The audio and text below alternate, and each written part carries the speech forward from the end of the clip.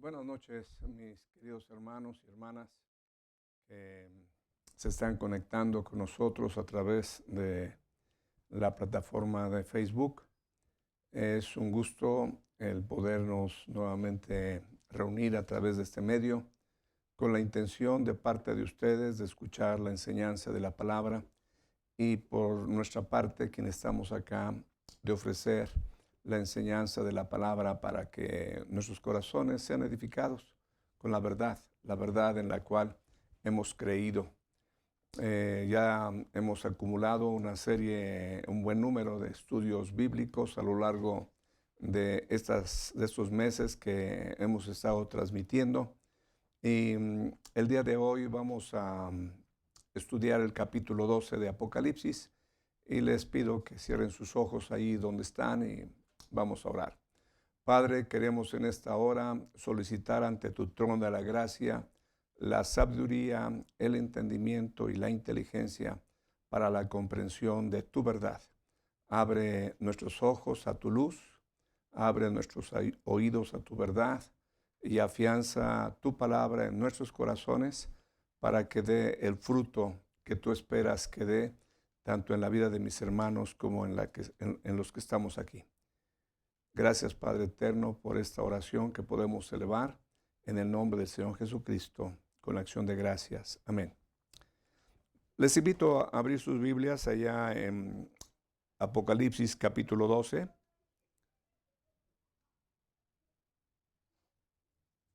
Apocalipsis capítulo 12. Dice así la porción bíblica. Voy a dar lectura. ¿Les está apareciendo el pasaje? ¿Sí? Apareció en el cielo una gran señal, una mujer vestida del sol, como con la luna debajo de sus pies, y sobre su cabeza una corona de 2 estrellas. Y estando encinta, clamaba con dolores de parto en la angustia del alumbramiento. También apareció otra señal en el cielo. He aquí un gran dragón escarlata que tenía 7 cabezas y 10 cuernos, y en sus cabezas 7 diademas, y su cola arrastraba la tercera parte de las estrellas del cielo, y las arrojó sobre la tierra. Y el dragón se paró frente a la mujer que estaba para dar a luz, a fin de devorar a su hijo tan pronto como naciese. Y ella dio a luz a un hijo varón, que regirá con vara de hierro a todas las naciones, y su hijo fue arrebatado para Dios y para su trono. Y la mujer huyó al desierto, donde tiene lugar preparado por Dios, para que allí la sustenten por 1260 días. Después hubo una gran batalla en el cielo. Miguel y sus ángeles luchaban contra el dragón, y luchaban el dragón y sus ángeles, pero no prevalecieron, ni se halló lugar para ellos en el cielo. Y fue lanzado fuera el gran dragón, la serpiente antigua, que se llama Diablo y Satanás, el cual engaña al mundo entero. Fue arrojado a la tierra, y sus ángeles fueron arrojados con él.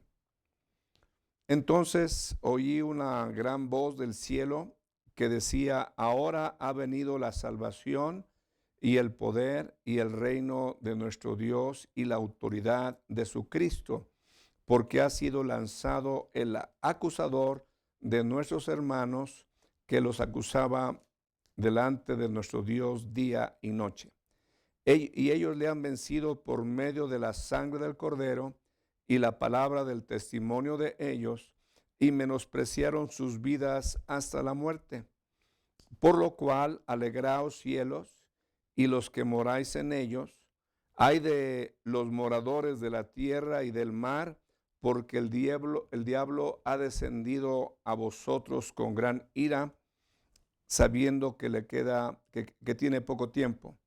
Y cuando vio el dragón que había sido arrojado a la tierra, persiguió a la mujer que había dado a luz al hijo varón, y se le dieron a la mujer las 2 alas de la gran águila, para que volase delante de la serpiente al desierto, a su lugar, donde es sustentada por un tiempo, tiempos y la mitad de un tiempo.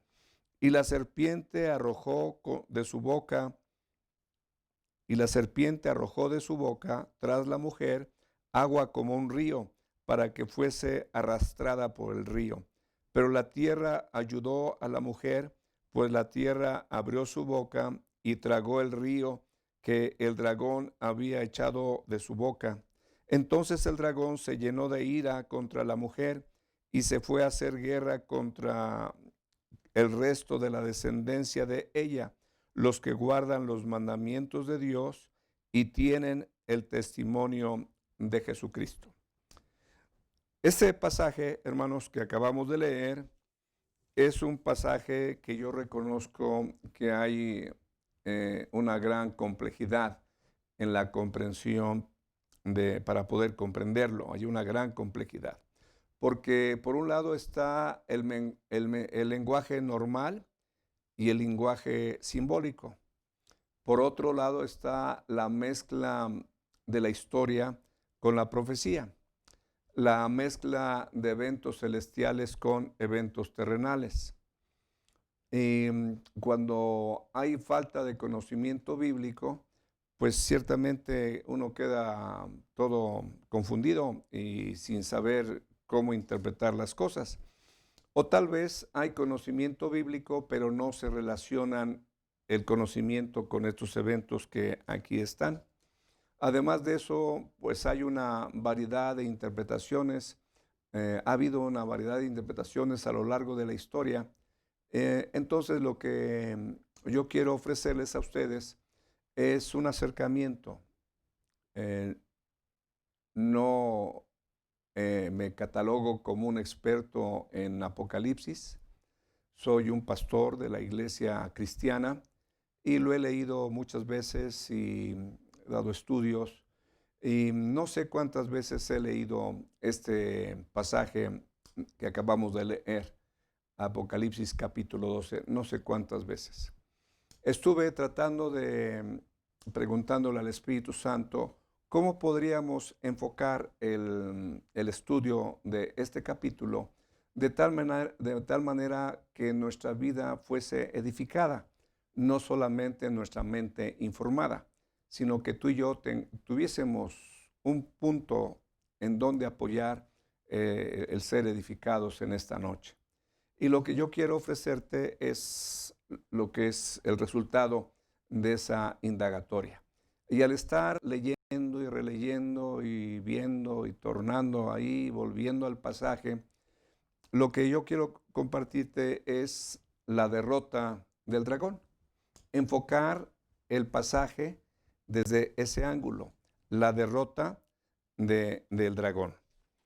La palabra dragón es una palabra que se utiliza para describir a Satanás. Desde luego es un simbolismo, no es que exactamente sea Satanás como un dragón tal cual. Es como cuando decimos que Jehová es nuestro pastor. No es que el Señor ande ahí con su cayado y como un pastor de ovejas, ¿no? Simplemente lleva a cabo una función similar a la del pastor. También cuando Jesucristo dice yo soy la puerta de las ovejas, no significa que Él es una puerta, sino que nos da a entender que Él es quien da acceso al reino de Dios. Él es una puerta. A través de Él entramos. Y entonces en este caso el dragón es una palabra simbólica para referirse a Satanás. Es un monstruo deforme, atemorizante. Entonces veamos primeramente su descripción, la descripción del dragón. Recuerda que te estoy diciendo que el enfoque del estudio es la derrota del dragón y con ese enfoque vamos a ir viendo algunos datos. No es la explicación de cada versículo del capítulo 12, sino enfocándonos en este aspecto.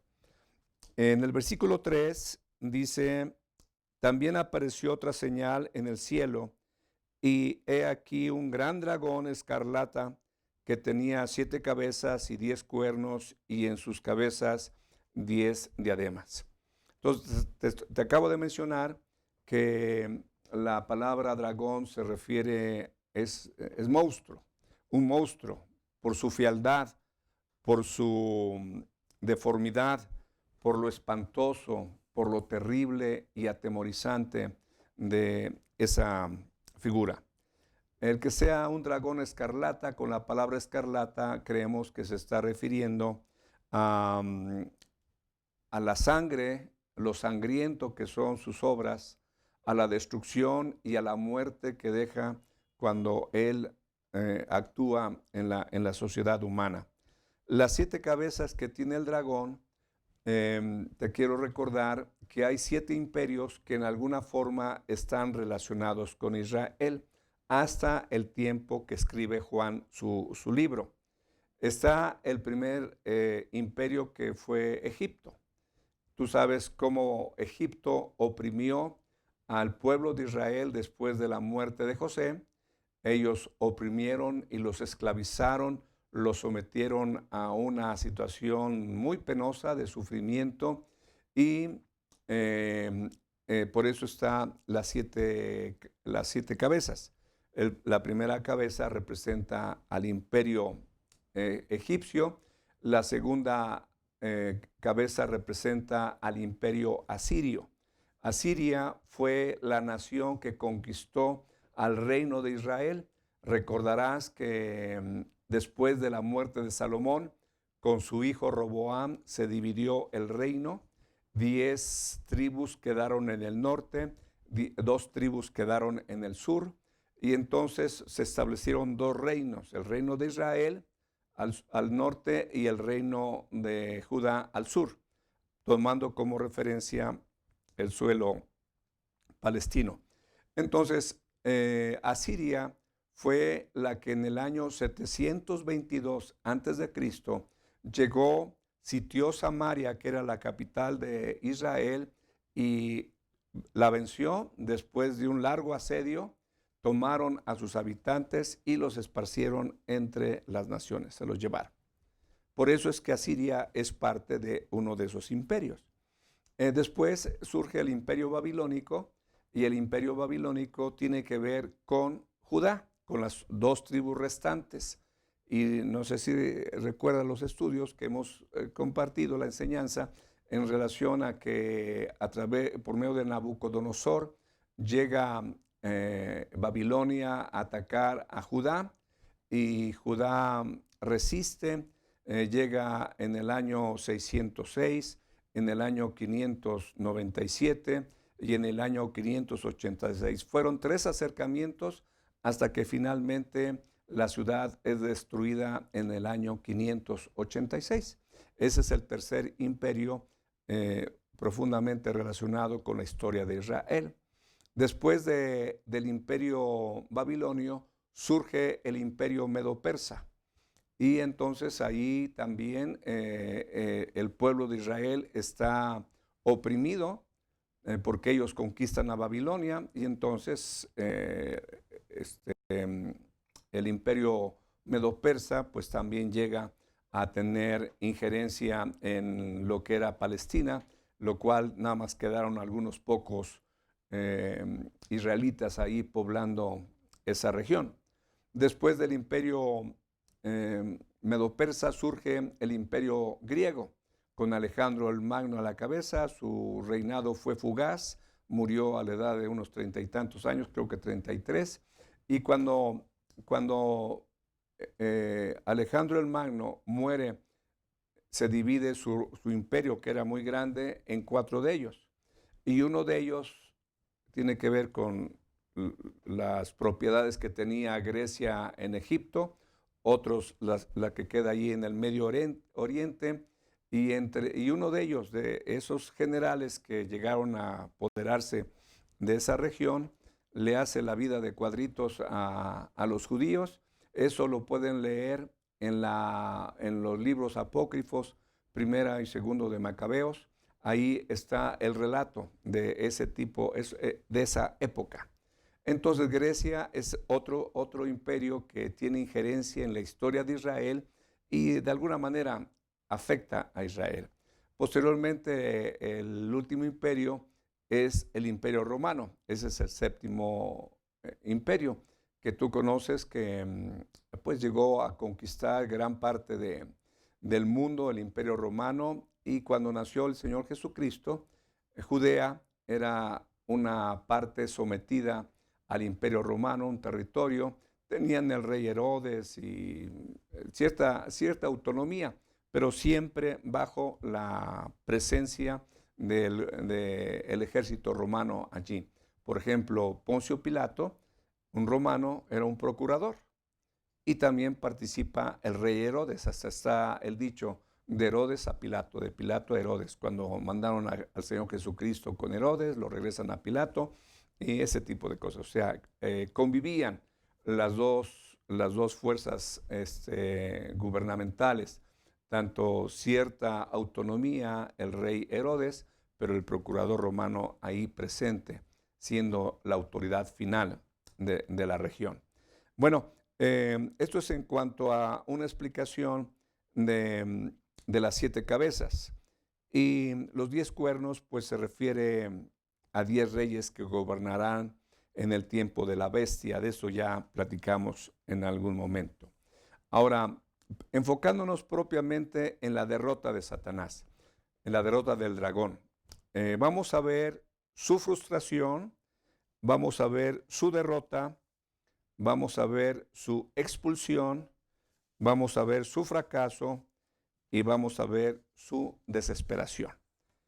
A mí me anima este estudio porque nos muestra cómo el Señor tiene un plan perfectamente diseñado, en donde Satanás es derrotado, como lo ha sido a través de los siglos, en sus pretensiones de obstruir el propósito que Dios tiene para con su pueblo Israel.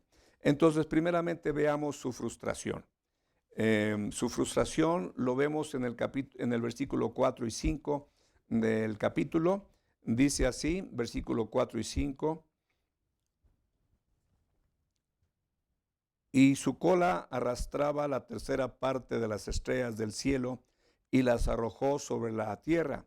Y el dragón se paró frente a la mujer que estaba para dar a luz, a fin de devorar a su hijo tan pronto como naciese.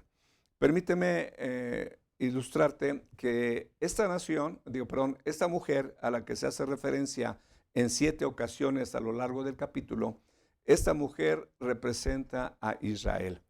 Ha habido varias interpretaciones y yo me quedo con esta que te estoy diciendo porque para mí es muy clara la interpretación que se trata de Israel. Mira lo que dice en el versículo 1.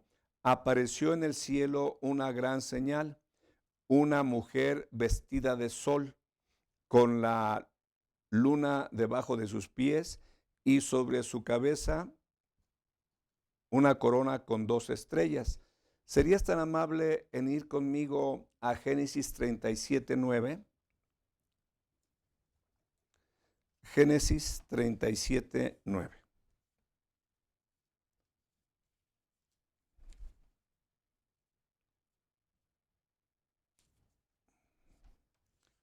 En Génesis 37:9, ahí está la descripción de los sueños que Dios le da a José. 37:9, Génesis. Dice así: soñó aún otro sueño y lo contó a sus hermanos diciendo: he aquí que he soñado otro sueño, y he aquí que el sol y la luna y las 11 estrellas se inclinaban a mí. Y lo contó a su padre y a sus hermanos, y su padre le reprendió y le dijo: ¿Qué sueño es este que soñaste? ¿Acaso vendremos yo y tu madre y tus hermanos a postrarnos en tierra ante ti? Hay gente que ha pensado que esta mujer representa a la iglesia.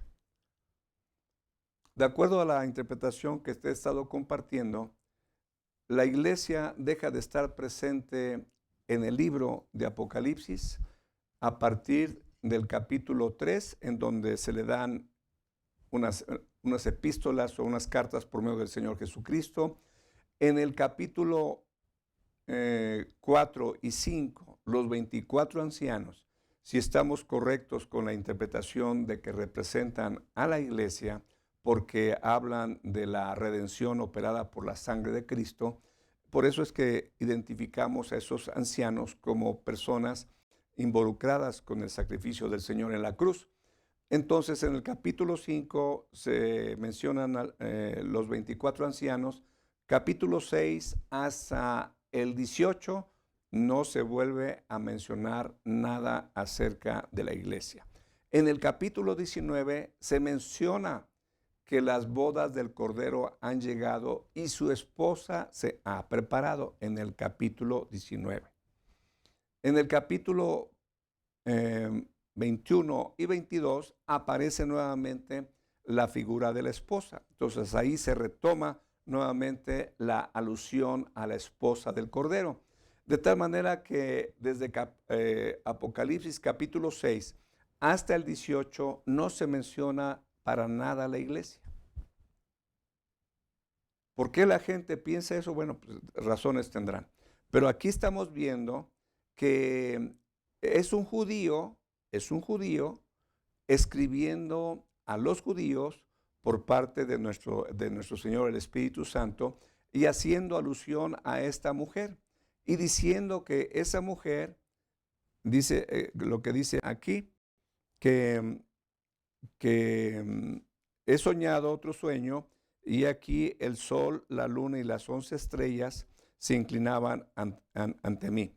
En la Biblia encontramos varios pasajes en donde Israel es identificado con una mujer. Así se le describe.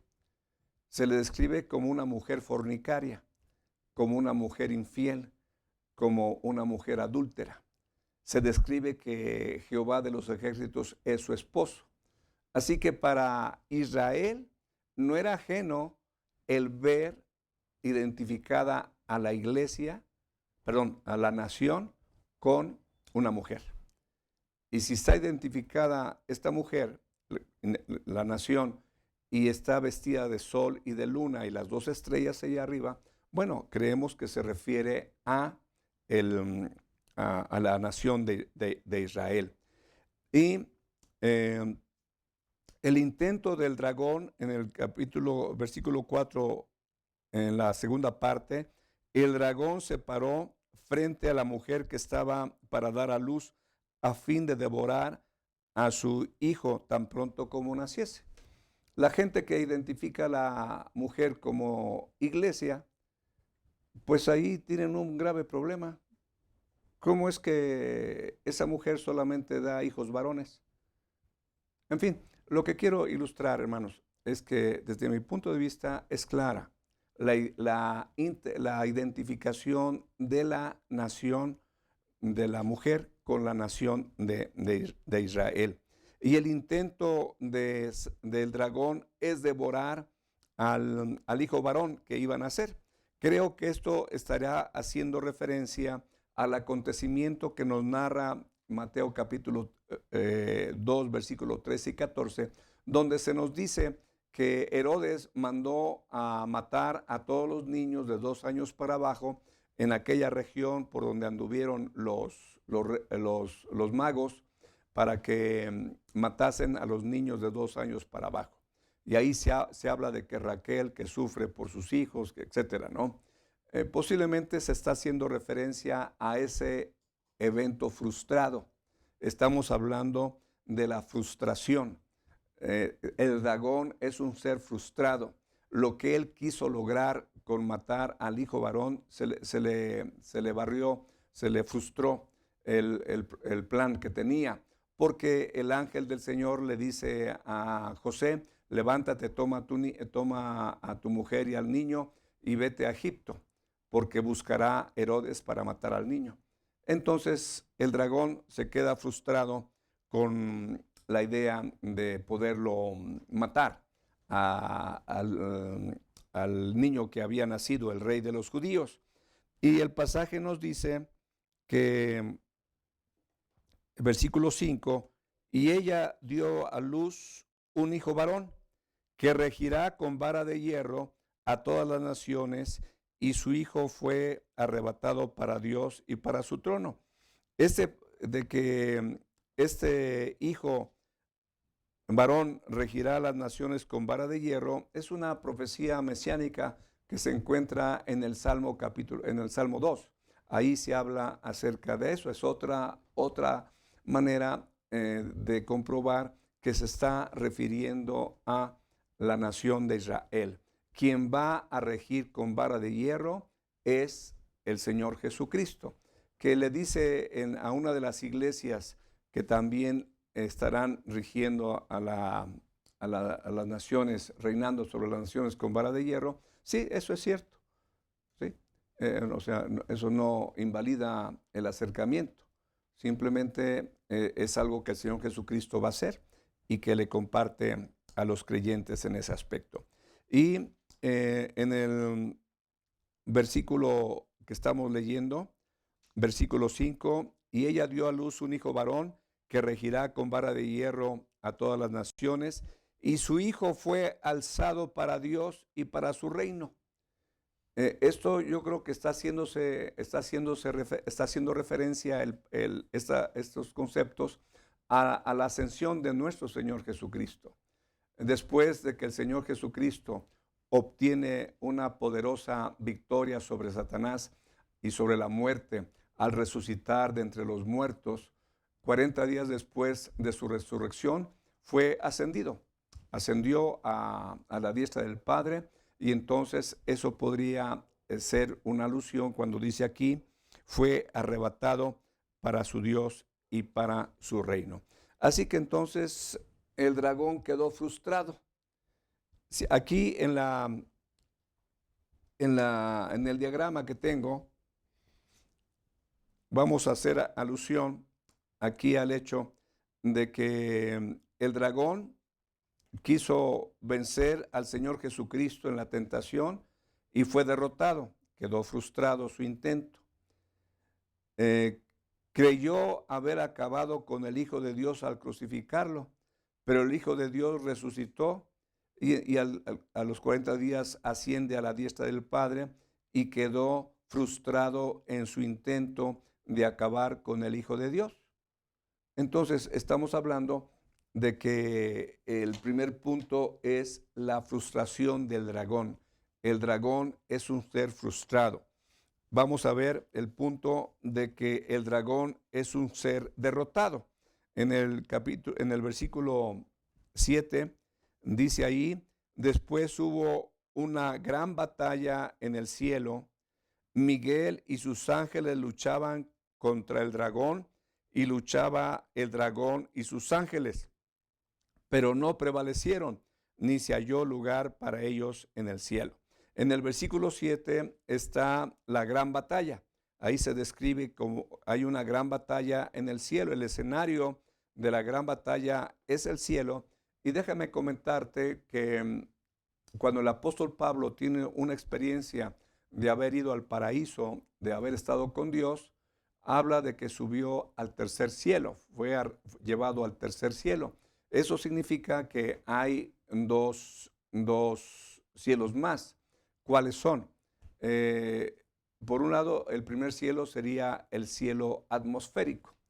El otro cielo sería lo que está más allá de la ionosfera, estratosfera, entonces atmósfera,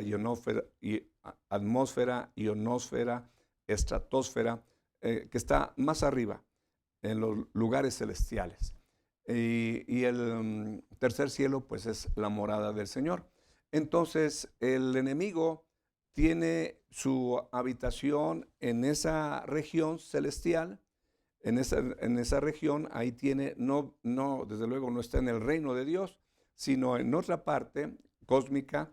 Nosotros no podemos identificar bien eso, simplemente se nos dice que en el cielo, y que allí hubo una gran batalla. Suponemos que no está en el reino de Dios, sino suponemos que está en los lugares celestiales, donde se nos dice que las huestes espirituales de maldad en las regiones celestes o celestiales, los lugares celestiales. Así que Entonces, ahí se lleva a cabo la gran batalla. Miguel, el significado de la palabra Miguel, del nombre Miguel, significa ¿quién como Dios? ¿Quién es como Dios? Entonces, ese poderoso guerrero, ángel guerrero, que está a favor del pueblo de Israel, es el que combate con sus ángeles contra el dragón y sus ángeles. Entonces, esa lucha, pues no sabemos cuáles son las armas que utilizan. No sabemos cuáles son los términos de la guerra espiritual en esos lugares. No sabemos mayor cosa. Simplemente se nos dice que llegó un tiempo en donde ocurre esto. Y déjame decirte que si tú te has puesto atención, cuando hemos leído el pasaje, se habla de 1260 años, de tiempo, tiempos y medio tiempo. Entonces, esto que estamos leyendo tiene que ocurrir a la mitad de la semana 70, porque se está hablando de que la mujer es protegida por 1260 años, días, perdón, 1260 días, es protegida por tiempo, tiempos y medio tiempo.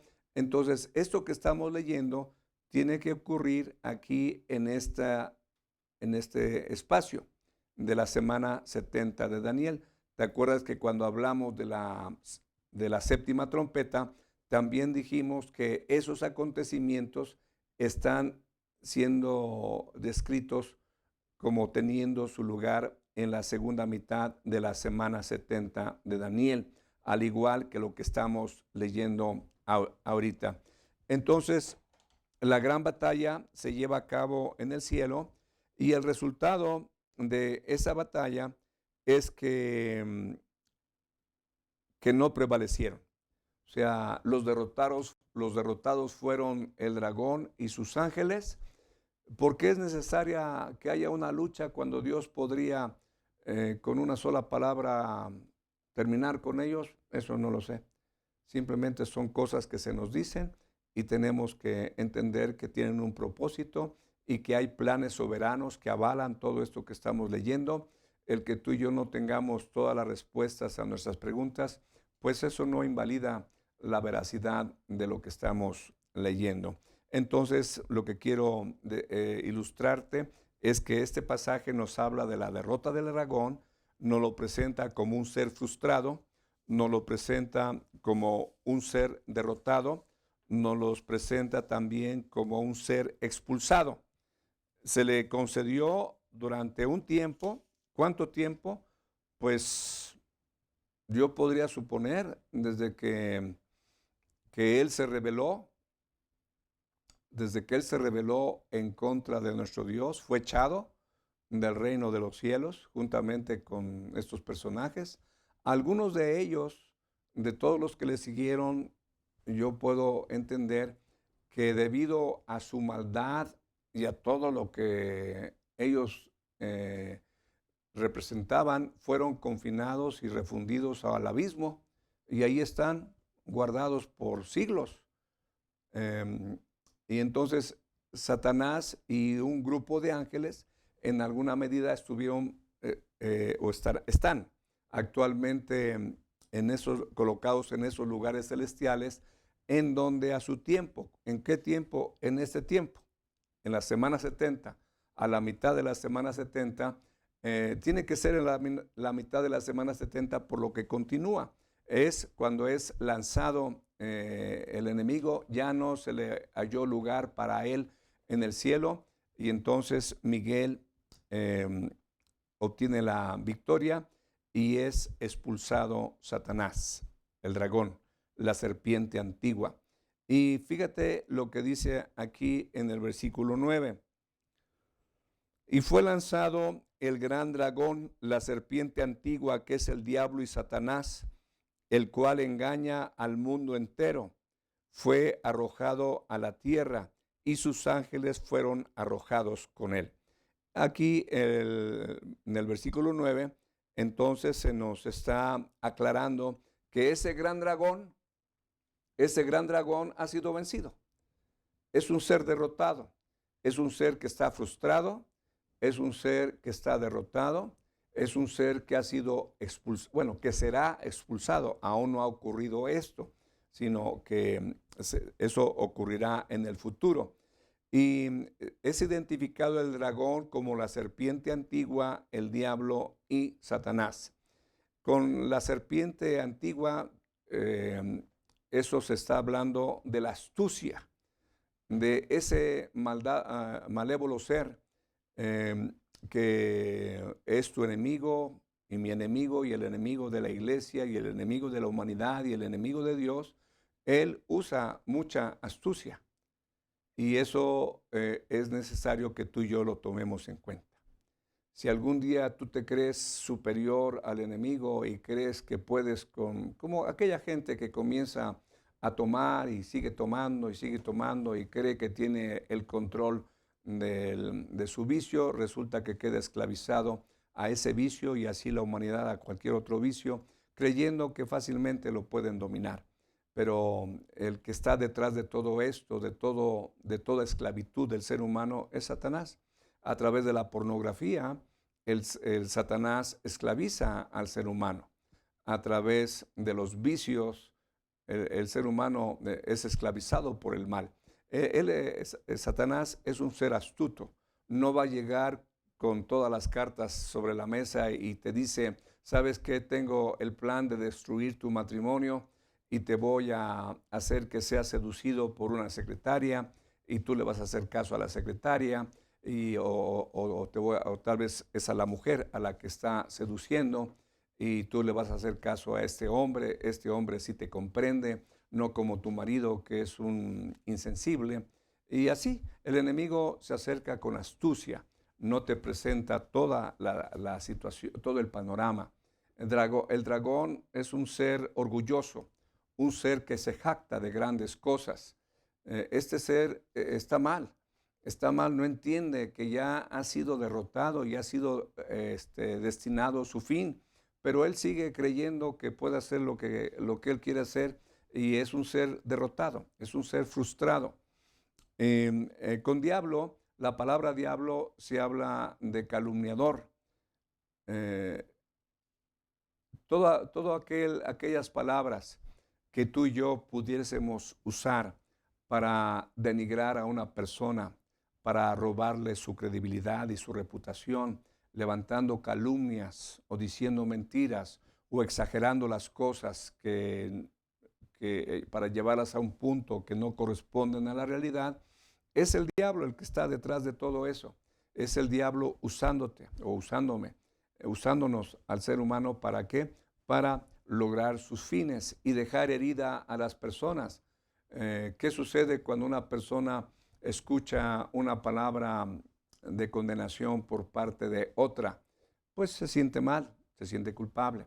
Entonces es Satanás el que a través de las palabras quiere herir a la gente, quiere esclavizar a la gente. Los padres han esclavizado a los hijos por muchos años al decirles tonto, al decirles eres un inepto, no sirves para nada, nunca triunfarás, mira a tu hermano, él sí, él es el bueno, tú eres el malo. Y ese tipo de palabras que hacen que la persona quede dañada profundamente. ¿Quién está detrás de todo eso? Es Satanás. Él no te dice, mira, vamos a desgraciar a tu hijo de esta manera. Quiero desgraciarle la vida a tu hijo haciéndole que no se sienta amado, haciéndole que no se sienta seguro, haciéndole que no tenga confianza en sí mismo, hiriendo su corazón, desarrollando un profundo dolor y levantando en su corazón enojo, porque el enojo y la falta de perdón me ayudan a mí. Así que entonces te voy a utilizar a ti, mamá, o a ti, papá, para que hagamos tú y yo este trabajo y entonces vamos a lograrlo. Él no te va a decir todo esto, simplemente te utiliza, te utiliza. Y Satanás hace alusión al adversario, un contrincante, alguien que está en contra de ti y que tratará de aniquilarte, de derribarte, de esclavizarte, de vencerte de cualquier manera. Así que este es en cuanto a su expulsión. Entonces ya te mencioné su descripción, ya te mencioné su frustración, ya te mencioné su derrota allá en el cielo, su expulsión y vamos a ver su fracaso.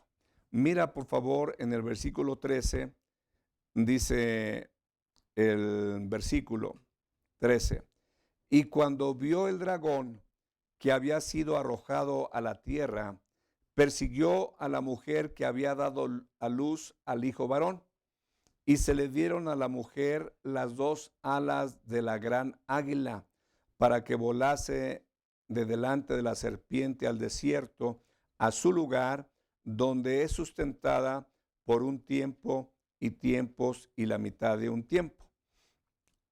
Y la serpiente arrojó de su boca tras la mujer agua como un río para que fuese arrastrada por el río.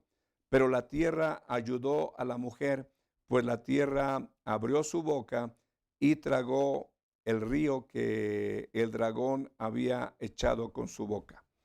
Son descripciones simbólicas de lo que va a suceder en esa etapa de la gran tribulación. Entonces aquí quiero enfatizar su fracaso. Él persigue a la mujer y quiero decirte aquí, si pones atención a este diagrama, esto está ocurriendo en la segunda parte de la gran tribulación de la semana 70. En este tiempo, en esta fracción, en este lapso, la intención de Satanás es destruir a la nación de Israel, destruirla para que cuando llegue este evento de la segunda venida del Señor Jesucristo, no haya una nación en la cual se cumplan los pactos, en la cual se llevan a cabo las promesas, y si logra establecer el Mesías su reinado, no tenga judíos con quienes reinar. O sea, la intención del diablo, del dragón, es exterminar a la nación judía. Pero él ha fracasado. Él ha fracasado en todos sus intentos. Por ejemplo, si ves aquí el diagrama, cuando Abraham cuando Abraham fue llamado por Dios, Dios le hizo promesas y dijo que en la simiente de Abraham serían benditas todas las naciones de la tierra. Entonces, como Satanás se opone a todos los planes de nuestro Dios, entonces provocó la esterilidad de Sara, provocó la esterilidad de la mujer de Isaac, provocó la esterilidad de la mujer de Jacob. Y de esa manera, él creyó que iba a vencer, pero es derrotado una tras otra, porque Sara tiene un hijo, porque la mujer de Isaac tiene un hijo y porque Jacob tiene hijos y con ellos se forma la gran nación. Así que Satanás ha fracasado en los intentos, y ya te comenté el surgimiento de los imperios, y tampoco los imperios pudieron acabar con Israel. Y a lo largo de la historia de la humanidad, después de escribir el Apocalipsis, vemos allí los determinados intentos de destruir a los judíos. No sé si tú estás al tanto del antisemitismo a través de los siglos. El antisemitismo es todo un plan orquestado por Satanás para destruir a Israel. Pero ha fracasado, vez tras vez ha fracasado.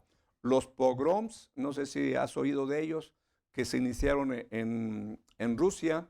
Los pogroms son eventos muy violentos en donde llegaban a las comunidades judías, las saqueaban y había una matanza terrible. Y de tal manera que entonces a lo largo de la historia de la humanidad ha existido un antisemitismo patrocinado por Satanás. llegando a la Segunda Guerra Mundial con una situación que llega al clímax de esa oposición para matar, según se nos dice en los libros de historia de la Segunda Guerra Mundial, que fueron unos 6 millones de judíos sacrificados, exterminados. Su intención era el exterminio, pero ha fracasado y seguirá fracasando. No va a prosperar en lo que Satanás levante en contra de Israel. En el año 1948 fue declarada Israel como nación por parte de las Naciones Unidas.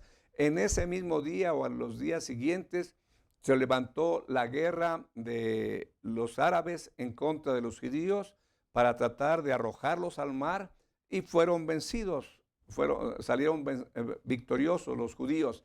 Y vez tras vez que ha querido exacerbar el ánimo de las naciones árabes para ir contra Israel, hay historia, que no es el tiempo, ahorita no es el tema, pero numerosos registros en la historia moderna de cómo Israel ha salido vencedor. O sea, Satanás es un fracasado, no lo entiende y sigue luchando en contra de lo imposible. Pero la idea que tú y que yo quiero que quede bien cimentada en tu mente, que Satanás fracasó en su intento de acabar con el Mesías. Y lo único que logró es, a través de lo que él planeó, que era su obra maestra de destrucción para el Hijo de Dios, fue que a través de eso que sucedió en la cruz, proveyó salvación. Él no se dio cuenta que todo era parte del plan de Dios. El apóstol Pablo dice que si los príncipes de este mundo, que se refiere a las potestades del mal, se hubieran dado cuenta de cuál era el plan de Dios, nunca hubiesen crucificado al Señor Jesucristo. Pero no se dieron cuenta, ni se darán cuenta, porque el que tiene el control de la historia es Dios y no es el dragón. El dragón es un ser, ya te dije, frustrado, derrotado, expulsado, fracasado. Y el último es déjame, porque aquí hay una situación interesante de que la serpiente envía agua en contra de la mujer y la mujer le dan las 2 horas del águila para escapar y ser sostenida en el desierto tiempos y medio tiempo. Todo eso son lenguajes simbólicos. Pero mira que en Job capítulo 1, versículo 13 al 19, ahí encontramos que Satanás, dentro de la voluntad permisiva de Dios, él le concede lo siguiente. Mira en el versículo 13 del capítulo 1 de Job. Y un día aconteció que sus hijos e hijas comían y bebían vino en casa de su hermano el primogénito. Y vino un mensajero a Job y dijo: estaban arando los bueyes y las asnas paciendo cerca de ellos, y acometieron los sabeos y los tomaron y mataron a los criados a filo de espada. Solamente escapé yo para darte la noticia. Y aún estaba hablando cuando vino otro que dijo: fuego de Dios cayó del cielo, que quemó a las ovejas y a los pastores y los consumió. Solamente escapé yo para darte la noticia. Todavía estaba hablando y vino otro que dijo: los caldeos hicieron 3 escuadrones y arremetieron contra los camellos y se los llevaron y mataron a los criados a filo de espada, y solamente escapé yo para darte la noticia. Entre tanto que hablaba, vino otro que dijo: tus hijos y tus hijas estaban comiendo y bebiendo vino en casa de su hermano el primogénito, y un gran viento vino del lado del desierto y azotó las 4 esquinas de la casa, la cual cayó sobre los jóvenes y murieron, y solamente escapé yo para darte la noticia.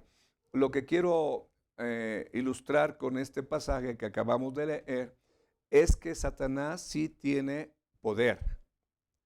Satanás sí tiene recursos. Y aquí vemos que levanta al grupo de sabeos y que levanta a los caldeos y que hace llover fuego del cielo y un viento derriba la casa donde estaban los hijos de Job. O sea, sí es un ser poderoso.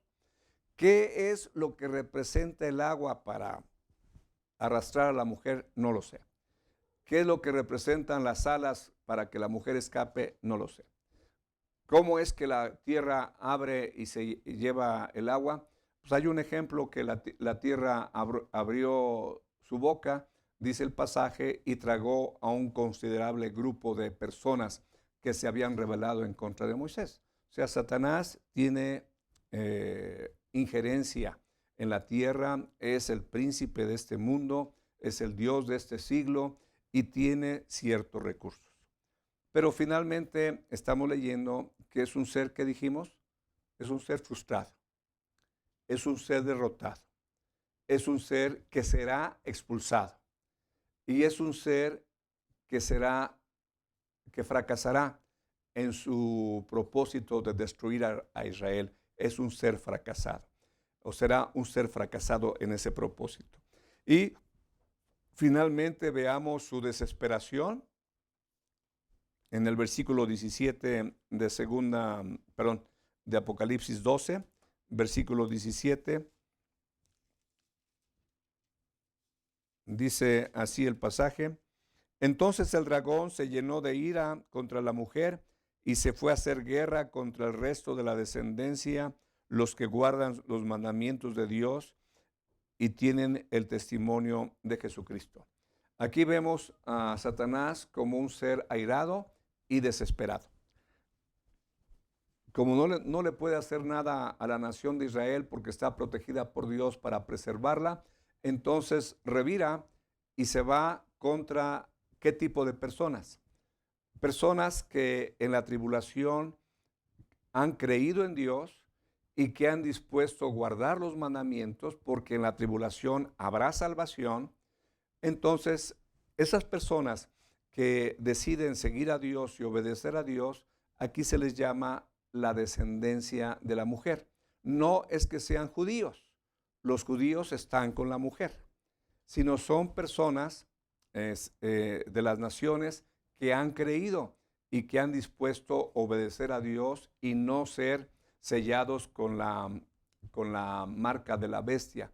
Y en otros pasajes hemos leído que es una multitud incontable de lenguas, pueblos, naciones y tribus convertidas al Señor Jesucristo, siendo fieles a nuestro Dios, obedeciendo sus mandamientos en la tribulación. Y se nos dice ahí en otros pasajes de Apocalipsis que a la bestia se le permite hacer guerra contra los santos y vencerlos. O sea, los victima, los decapitan y los matan. Así que vemos entonces aquí a Satanás, representado por la palabra dragón predominantemente. Un dragón, ¿cómo lo vemos? Frustrado. ¿Cómo vemos un dragón qué? Derrotado. Un dragón expulsado. Un dragón fracasado. Y un dragón airado y desesperado, porque le queda poco tiempo. Él sabe que cuando llegue esto le queda poco tiempo y entonces tratará de hacer lo imposible para poderse llevar a la condenación eterna al mayor número de personas. Ahora, quiero decirte, hermano, para concluir, que esto no tiene que ver con la iglesia. O sea, todos estos acontecimientos no tienen que ver con la iglesia, porque la iglesia ya se habrá ido para ese entonces. Para ese entonces la iglesia ya estará en el cielo y estaremos disfrutando de nuestra comunión con nuestro Dios. Este mensaje es para la gente que viva en aquella época y que tengan esa información que pudiese ayudarles. Pero algo que sí tiene que ver contigo es el hecho de que Satanás es nuestro enemigo. Eso sí tiene que ver contigo. no estos acontecimientos, pero sí que Satanás, así como es enemigo de Israel, es enemigo de la iglesia, es enemigo de tu vida, es enemigo de tu matrimonio, es enemigo de tu familia, es enemigo de tu iglesia, es enemigo de tu nación. Sí, él está en contra de todo. Es perverso. En él no hay nada más que si acaso mentira, engaño, error, maldad. Entonces, yo quiero animarte a que nos terminemos este estudio leyendo Primera de Juan capítulo 4, versículo 4. Primera de Juan capítulo 4, versículo 4. Dice así: hijitos, vosotros sois de Dios y los habéis vencido, porque mayor es el que está en nosotros que el que está en el mundo. Quiero dejarte con una nota muy positiva que está en este pasaje que te acabo de leer. Hijitos, vosotros sois de Dios y los habéis vencido, porque mayor es el que está en vosotros que el que está en el mundo. Eso se escribió por el apóstol Juan. El que escribió Apocalipsis también escribió esto, guiado por el Espíritu Santo a escribir esto, como escribir Apocalipsis. Entonces lo que quiero dejarte es con esa nota positiva.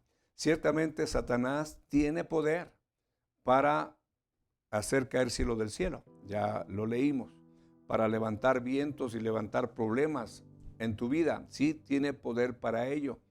Pero si tú te mantienes fiel a Dios y eres obediente a sus mandamientos, el enemigo intentará dañarte, pero habrá la protección de la bendición en tu vida.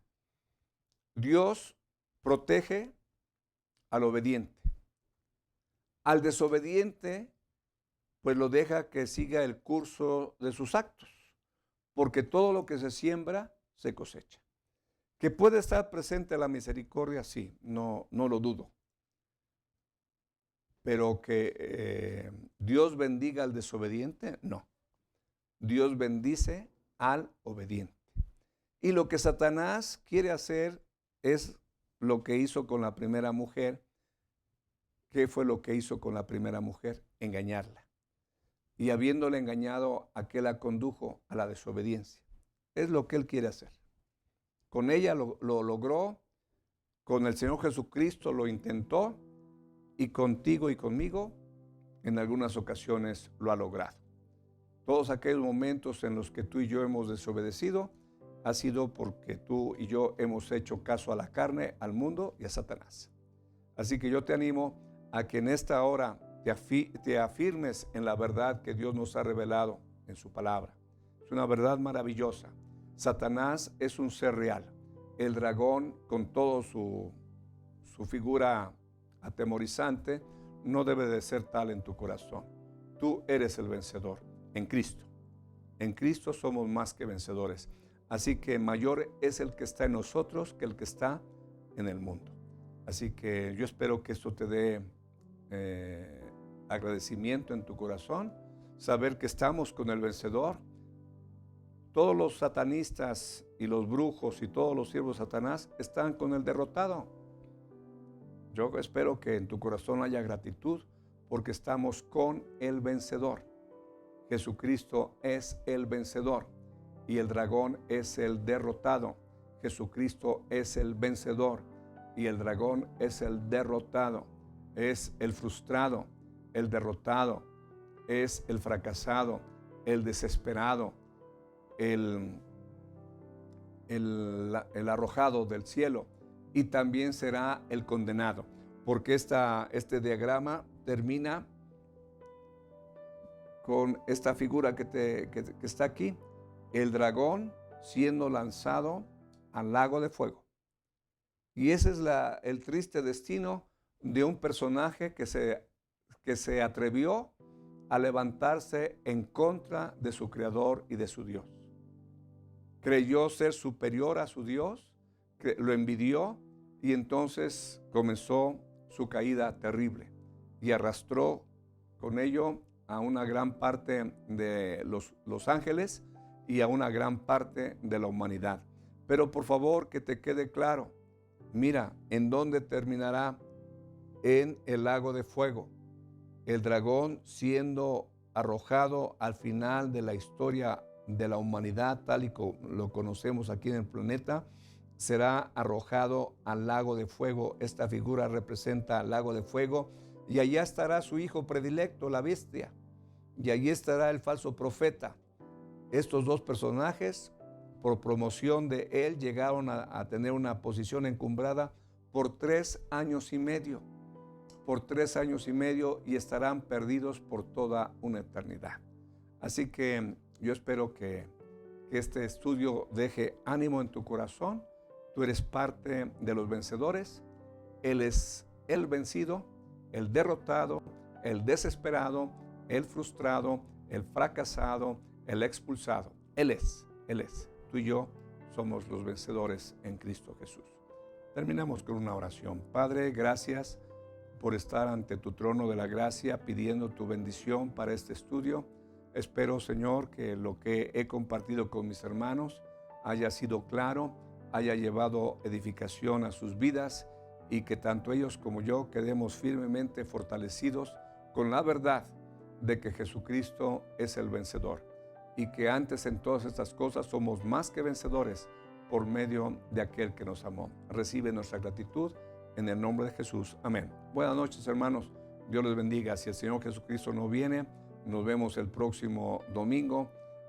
Voy a pedirle a David que transmita las 2 sesiones para que quienes no pudiesen contactarse a las 10:30 se puedan conectar a las 12. Y si en eso podemos servirte, lo vamos a hacer. Queremos ser de utilidad y de bendición, no solamente para ti, hermano nuestro de la congregación, sino también para otros hermanos de otros lugares que no pueden conectarse a las 10:30 y podrán hacerlo a las 12 del día. Así que recibe un abrazo de mi parte. Dios te bendiga y buenas noches.